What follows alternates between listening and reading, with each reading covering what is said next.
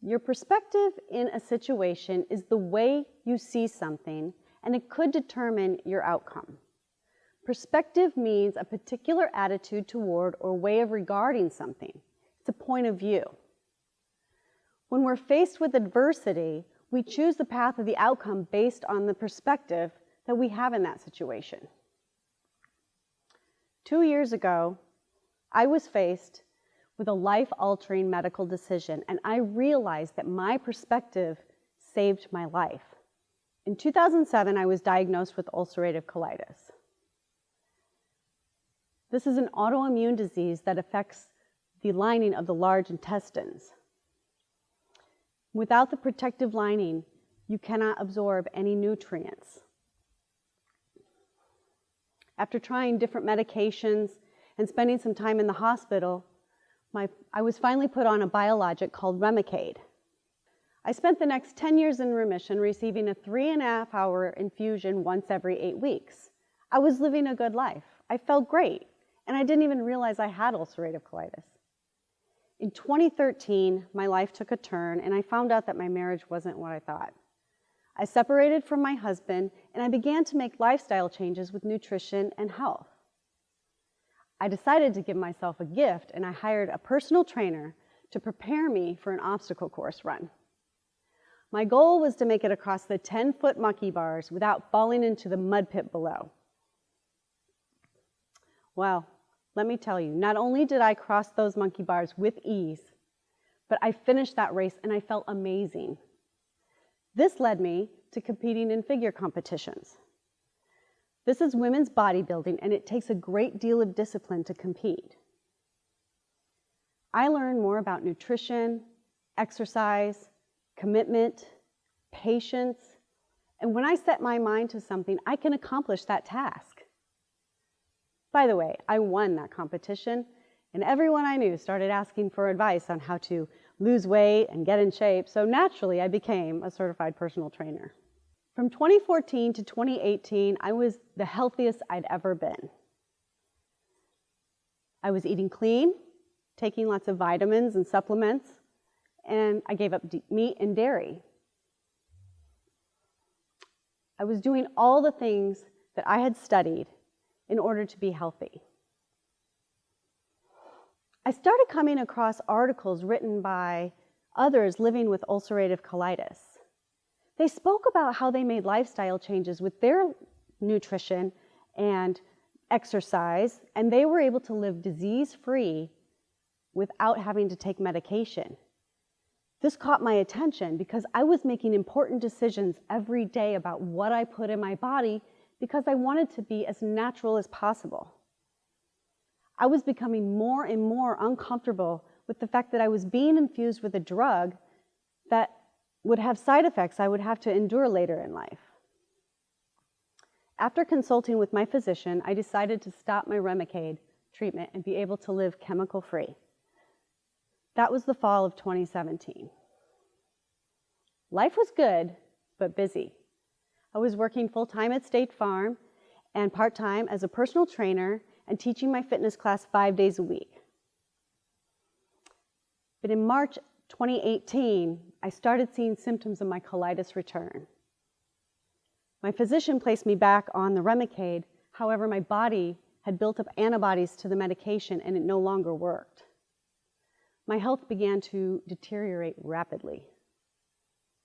By June, I was experiencing more pain and bleeding. I couldn't leave my house without the fear of not making it to a bathroom or if I could even find one.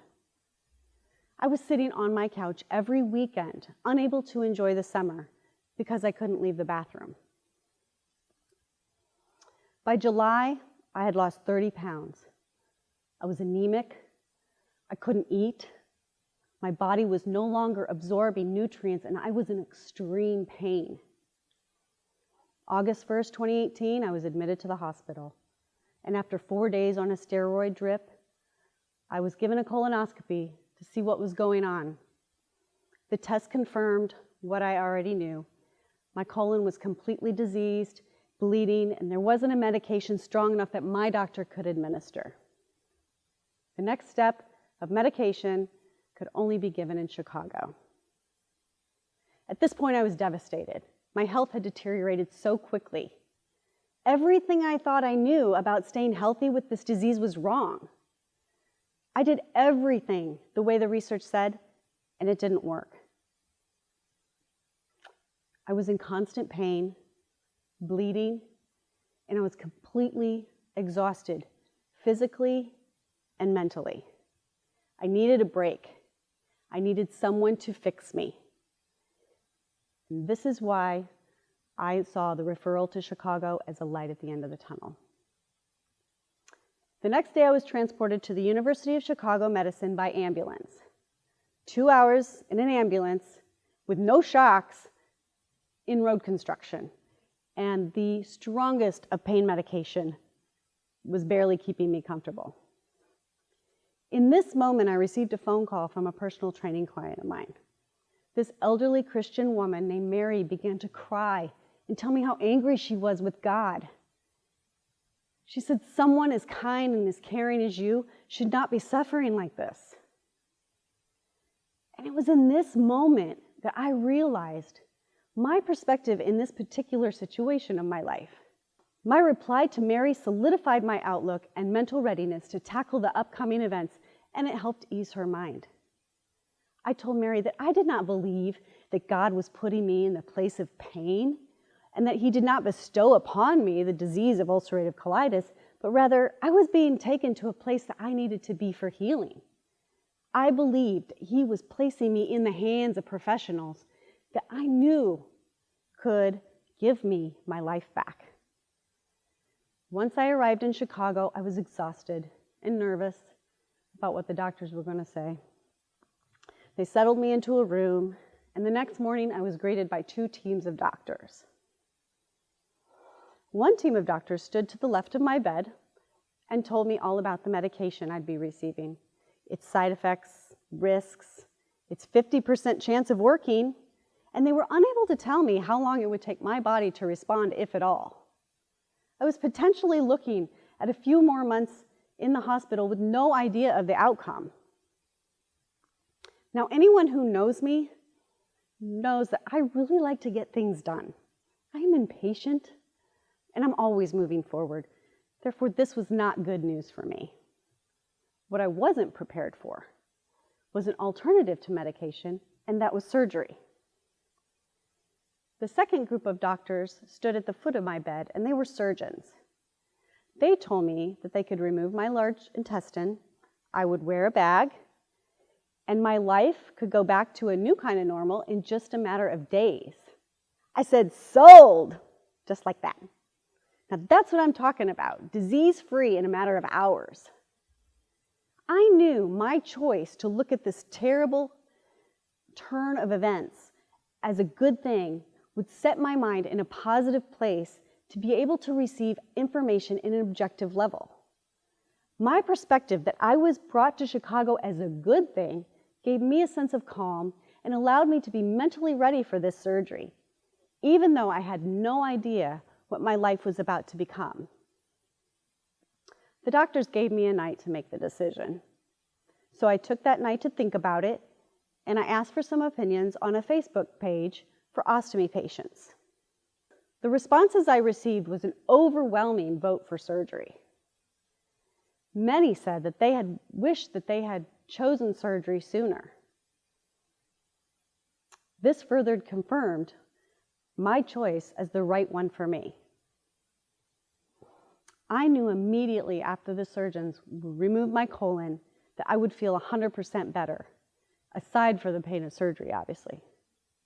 And it was amazing. Surgery took 3 hours and 15 minutes, and it was supposed to take 6.5 hours. I was in the hospital for 3 more days for recovery, and then sent home to begin my new life. I felt fantastic, and all because I believed I was making the right choice. I did not see my situation as life-ending, and I kept a positive attitude throughout the whole journey. Now I want to talk to you about Michael. Michael is a bodybuilder that I met while training in the local gym for my fitness competitions. About a year and a half ago, I was able to sit down and speak with him because he too had a life-changing situation. At 22 years old, this young man was thrown from his motorcycle, then run over by the same car 3 times. Michael suffered serious back injury and was told he would never lift over 40 pounds. This was not something a bodybuilder wants to hear. When you have an independent way of thinking, it's very hard to accept what others want to say about your future. Needless to say, Michael was depressed and angry, but he soon started to change his perspective when he realized that he was able to lift more weight safely by himself than the doctors and the physical therapist told him that he would. Like me, Michael decided to listen to his body instead of the limitations given to him and do what he knew his body was capable of when it came to weightlifting. Due to his change in perspective, he is back to bodybuilding and he lifts way more than 40 pounds. The perspective that Michael and I chose to take in our healing process created a path of positive decisions, mindsets, and outcomes. This allowed us to handle the criticisms of our choices, doubtful comments, and negative opinions. In choosing to look through the hurdles and setbacks, and we embrace them as the overall process and not the final outcome. This allowed us to heal faster and stronger than others who would have chosen a different perspective. I believe this works for anyone who is facing an adverse situation. This simple question can reset your thinking and change your perspective from a negative to a positive. Ask yourself, what for, when you're faced with a tough situation instead of why me? When you ask yourself, why me, you're putting yourself in a victim's role. This teaches us that we're powerless in our situation. We have no control. When you ask yourself, what for, we're asking, what is our role in this situation? And that gives you power to choose how you're going to react. By shifting your question, you change your perspective in that situation from negative to positive. This helps you lower stress, anxiety, and opens yourself up for more possibilities of a better outcome. My name is Amy Aranda. The next time you're in an adverse situation, I challenge you to take a look at where your perspective is in that moment. Thank you.